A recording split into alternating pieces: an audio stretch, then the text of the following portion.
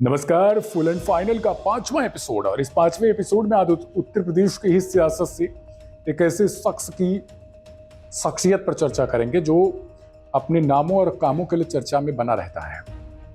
हालांकि राजनीतिक गलियारों में भी उसके नाम की बहुत सारी किरकिरी भी होती है, तो जनता उन्हें अपना कहीं ना कहीं देवता भी मानती है और नाम है उनका धनंजय सिंह।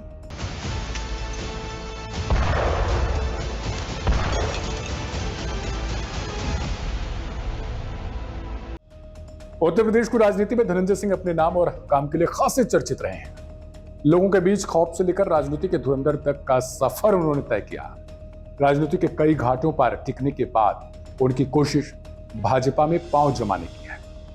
कोशिश यूपी चुनाव से पहले से हो रही थी, लेकिन बुलडोजर मॉडल के जरिए अपनी अलग छवि बनाने वाले सीएम योगी आदित्यनाथ ने उनसे परहेज कर लिया। यूपी चुनाव में धनंजय सिंह जदयू के टिकट यानी जदयू के जनता दल यूनाइटेड के टिकट पर चुनाव मैदान में उतरे थे, लेकिन हार गए। चर्चा खूब बटोरी उन्होंने। अब एक बार फिर से उनका चर्चा नाम में आ गया था जब भाजपा के निकट जाने की उनकी छटपटाहट जारी थी। यूपी बीजेपी के पूर्व प्रदेश अध्यक्ष और राज्यसभा सांसद रहे डॉक्टर लक्ष्मीकांत वाजपेयी के जौनपुर से पूर्व सांसद धनंजय सिंह के साथ मुलाकात के बाद सियासी चर्चा जो है वो उस समय तेज हो गई थी। मुलाकात के समय यूपी सरकार के परिवहन मंत्री दयाशंकर सिंह भी साथ में मौजूद थे। मुलाकात दिल्ली में हुई थी। डॉक्टर लक्ष्मीकांत के आवास पर धनंजय सिंह की मुलाकात की तस्वीरें वायरल भी हुई, तो कहानियां यूपी की राजनीतिक फिजा में गहराने लगी थी। धनंजय सिंह फिलहाल जो है वो जनता दल यूनाइटेड के राष्ट्रीय महासचिव के पद पर है। जनता दल यूनाइटेड को आप जानते होंगे भाजपा से गठबंधन खत्म हो गया है। ऐसे में धनंजय सिंह सत्ता के किनारे लगकर अपनी स्थिति को बेहतर बनाने की कोशिश कर रहे हैं। शिक्षक की हत्या जब हुई थी उसी से चर्चा में आ गए थे वो।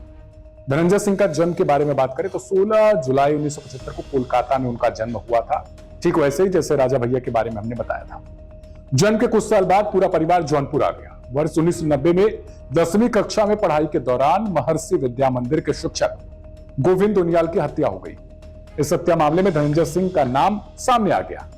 12वीं में पहुंचे तो एक और युवक की हत्या हो गई। फिर से धनंजय सिंह का नाम आया। पुलिस ने पकड़ लिया। धनंजय को 3 परीक्षाएं पुलिस हिरासत में लेकर करवानी पड़ी। स्कूली शिक्षा के बाद धनंजय लखनऊ यूनिवर्सिटी में पढ़ाई करने पहुंचे। अभय सिंह से दोस्ती हुई। पढ़ाई के साथ राजनीति की शुरुआत भी हो गई। यहीं पर धनंजय सिंह, अभय सिंह, बबलू सिंह और दयाशंकर सिंह एक पाले में आए। इस एकजुटता को ठाकुरवाद की संज्ञा दी गई। यूनिवर्सिटी में वर्चस्व बढ़ता गया। ठेकों में दखलंदाजी भी शुरू कर दी। वहीं से इन्होंने ठेकागिरी भी शुरू कर दी थी। धनंजय सिंह के यूनिवर्सिटी में पढ़ाई के दौरान दबंगई खासी चर्चा में आई।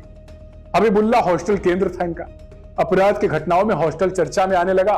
चाकूबाजी, किडनैपिंग से लेकर गोलीबारी तक की घटनाओं के बाद धनंजय सिंह की खोज शुरू हो जाती थी। यानी जब भी कोई मामला ऐसा आता था, पुलिस किसी का नाम जानती थी तो वो थे धनंजय सिंह। उनकी खोजबीन शुरू हो जाती थी। रेलवे ठेकों को मैनेज कराने में दखल देने लगे। इसी समय जीटी टर्म खूब चर्चा में आया। गुंडा टैक्स को इसके दायरे में माना जाता था। वर्ष 1997 तक धनंजय सिंह पर 12 मुकदमे दर्ज हो चुके थे। पीएचडी विभाग के इंजीनियर गोपाल शरण श्रीवास्तव की हत्या के बाद उन पर साजिश का आरोप लगा। फरार हो गए। 50,000 का इनाम भी घोषित हो गया। और पिछले चुनाव के दौरान भी कुछ ऐसा ही कांड था। पुलिस रिकॉर्ड में डेड हो गए। 17 अक्टूबर 1998 को भदोही मिर्जापुर रोड पर स्थित एक पेट्रोल पंप पर लूट की सूचना आई। पुलिस सक्रिय हो गई। एनकाउंटर की पूरी तैयारी हो गई। 4 लोगों का एनकाउंटर हुआ। पुलिस का दावा सामने आया कि धनंजय सिंह को मार गिराया गया। पुलिस रिकॉर्ड में मारे गए धनंजय सिंह 4 माह बाद यानी फरवरी 1999 में फिर से सामने आ गए। पुलिस की ओर से जो सच स्थापित करने का प्रयास किया जा रहा था उसे झूठा बना दिया गया। इसके बाद सवाल शुरू हो गया कि एनकाउंटर में कौन मारा गया। इसके बाद में दावा किया गया कि ओम प्रकाश यादव इस एनकाउंटर में मारे गए। वे सपा समर्थित कार्यकर्ता थे। विपक्षी दल सपा उस समय भाजपा के खिलाफ सड़कों पर उतर गई। मानवाधिकार आयोग की जांच बैठी। 34 पुलिसकर्मियों को सस्पेंड भी कर दिया गया। मुकदमा दर्ज किया गया। अब नाटे की मौत का उठाया सियासी फायदा।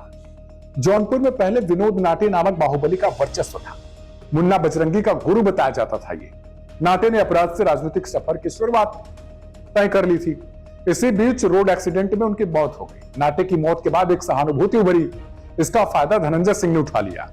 राजनीति के मैदान में कूद पड़े। वर्ष 2002 में राड़ी विधानसभा से चुनावी मैदान में उतर गए और विधायक बन गए। राड़ी विधानसभा सीट में के बाद मल्हनी के नाम से चर्चित हुआ। इस जीत के बाद वे रॉबिन हुड की भूमिका में नजर आने लगे। रॉबिन हुड पांडे को जानते होंगे। अब इनका साथी विरोधी बन गया। अभय सिंह और धनंजय सिंह के बीच अदावत की कहानी आई, इसके बाद शुरू हो चुकी है। 2002 में विधायक बनने के बाद करीब 8 माह बाद बनारस के पास धनंजय सिंह के काफिले पर हमला हो गया। आरोप अभय सिंह पर लगा। अभय सिंह कभी लखनऊ यूनिवर्सिटी में धनंजय के साथ मिलकर काम किया करते थे, दोस्त भी थे, लेकिन टकसाल सिनेमा के पास धनंजय के काफिले पर गोलीबारी ने दोनों दोस्तों की राहें जुदा कर दी। घटना के बाद प्राथमिकी दर्ज कराई गई, यानी एफआईआर भी दर्ज हुई। विधायक ने इनमें से अभय सिंह को जिम्मेदार बता दिया, यानी धनंजय सिंह ने। अब आपको ले चलते आगे। जब राजनीतिक सफर में धनंजय सिंह रहते हैं तो ये पार्टियां लगातार बदलते रहते हैं। धनंजय सिंह पहली बार निर्दलीय विधायक बनने के बाद राजनीति में जमते गए और पार्टियां, ऐसा नहीं है कि ये पार्टी में घूम फिर कर जाते थे, पार्टियां भी बाकायदा इनको बुलाती थी, क्योंकि उन्हें पता था कि धनंजय सिंह की जो भूमिका थी समाज में, वो एक जनता हित में फैसले लेने वाले, जनता के लिए काम करने वाले, और जनता कहीं ना कहीं उन्हें अपना भगवान भी मानती है। मल्हनी क्षेत्र की बात की जाए और जौनपुर क्षेत्र की बात की जाए तो किसी भी जाति समुदाय के लोग हों, लेकिन धनंजय सिंह को वो अपना ईश्वर समझते हैं, उनके पांव छूते हैं। कई सारे वीडियोस हम आपको दिखाएंगे। लेकिन यही नहीं, धनंजय सिंह भी अपना जनता को बिना जाति पात का भेदभाव किए कहीं ना कहीं वो सपोर्ट भी करते हैं। ये नहीं कि केवल जनता ही उनके फिराक में रहती हो या फिर वो जनता का फायदा उठाते हो। निर्दलीय विधायक बनने के बाद राजनीति में ये जमते चले गए। वर्ष 2007 के चुनाव में निषाद पार्टी के टिकट से चुनाव लड़ते और जीत गए। वही निषाद पार्टी है जिसको आप जानते हैं, संजय निषाद जिसके अध्यक्ष हैं। 2008 में पार्टी छोड़कर बसपा में चले गए, यानी बहुजन समाज पार्टी, जिनकी अध्यक्ष हैं फिलहाल आपकी बहन जी मायावती। मायावती ने भरोसा जता लिया इन पर। वर्ष 2009 में जौनपुर से लोकसभा प्रत्याशी बना दिया, जीत भी गए और संसद तक पहुंच गए। हालांकि यही जीत उनकी आखिरी जीत साबित हो गई। 2011 में मायावती ने पार्टी विरोधी गतिविधियों के कारण इनको बर्खास्त कर दिया। यूपी चुनाव 2012 में पूर्व पत्नी जागृति सिंह को चुनावी मैदान में उतारा। सपा के पारसनाथ यादव उन्हें 31,500 वोटों से हरा देते हैं। चुनाव के बाद जागृति को नौकरानी की हत्या के मामले में गिरफ्तार कर लिया गया। खबरें भी आपने बहुत सी देखी होंगी। धनंजय पर सबूत मिटाने का आरोप लगा। इस घटना के बाद जागृति और धनंजय के बीच तलाक हो गया।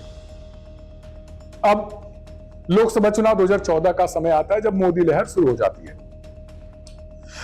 उसमें भी इन्हें पार्टी से टिकट नहीं मिलता है, किसी कोई पार्टी इन पर भरोसा नहीं जताती और ये निर्दलीय उतर जाते हैं। केवल 64,000 वोट हासिल कर पाए। लेकिन ये 64,000 वोट उस समय, सोचिएगा, जब देश में नरेंद्र मोदी की लहर थी, मोदी नाम की लहर थी, उस समय भी 64,000 वोट मिलना अपने आप में बड़ी बात होती है। ये कुल पड़ी वोटों का महज 6% ही था।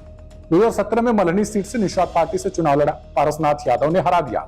पारसनाथ यादव, आपको पता होगा कि सपा के कद्दावर नेता रहे, कैबिनेट मंत्री भी थे बकायदा। पारसनाथ की मौत के बाद वर्ष 2020 में अब आ जाते हैं, यानी आज से 2 साल पहले।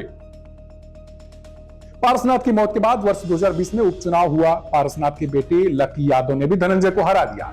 ये उपचुनाव मैंने अच्छे से कवर किया था और मैंने लकी यादव से लेकर और लोगों से मिलने की कोशिश की। लेकिन उस समय जो माहौल था वो धनंजय के फेवर में जरूर था। धनंजय सिंह को पूरी जनता अपना सपोर्ट कर रही थी। वो किसी भी जाति समुदाय से कुछ नहीं था, लेकिन उपचुनाव था हालांकि, तो इस वजह से जो भी पार्टी पहले से वहां से रहती है, वहां के थोड़ा उसको ज्यादा फेवर मिल जाता है। इसी कारण धनंजय को हारना भी पड़ गया। यूपी चुनाव 2022 में भी यही रिजल्ट रहा। अभी जो विधानसभा चुनाव हुआ था, योगी सरकार पर आरोप लग गए। अब आते हैं वर्तमान में।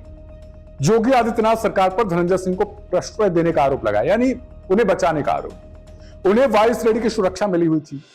वर्ष 2018 में कोर्ट में याचिका दायर हुई। योगी सरकार बैकफुट पर जाने को मजबूर हुई।